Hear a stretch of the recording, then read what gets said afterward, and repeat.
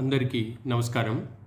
జనరల్గా ఉడతలు, బల్లులు, తొండలు మొదలగునవి ట్రాన్స్ఫార్మర్ వద్ద ఉండే హెచ్జీ ఫీజ్ వద్దకు పోయి హెచ్జీ ఫీజ్ సెట్ యొక్క సాలిడ్ కోర్ ఇన్సులేటర్స్ మధ్యలో ఉండే హోల్డింగ్ ఐరన్ క్లాంప్ మరియు 11 kV లైవ్ పార్ట్ని షార్ట్ చేయడం వలన హెచ్జీ ఫీజ్ పోవడం కానీ 11 kV బ్రేకర్ సబ్స్టేషన్లో ట్రిప్ కావడం కానీ జరిగి విద్యుత్ సరఫరాలో అంతరాయం ఏర్పడుతుంది.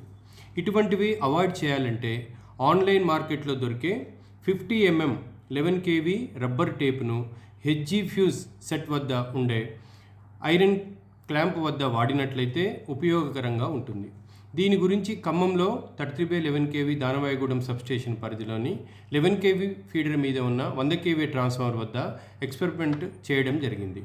11 kV టేప్ను ఐరన్ క్లాంప్ చుట్టూ 2 రౌండ్లు తిప్పి అతికించి ఇన్సులేట్ చేయడం జరిగింది. దీనివల్ల ఒకవేళ బల్లులు, తొండలు మొదలైనవి దాని దగ్గర పోయినా షార్ట్ కాదు మరియు పవర్ ఫెయిల్యూర్ జరగదు. కొబ్బరి తాడును నీళ్ళలో ముంచి ఉడత, తొండ, బల్లుల మాదిరిగా ఆర్టిఫిషియల్గా ఫాల్ట్ క్రియేట్ చేసి సబ్స్టేషన్ నుండి ఫీడర్ను ఆన్ చేయించడం జరిగింది. ఎటువంటి ట్రిప్పింగ్ జరగలేదు.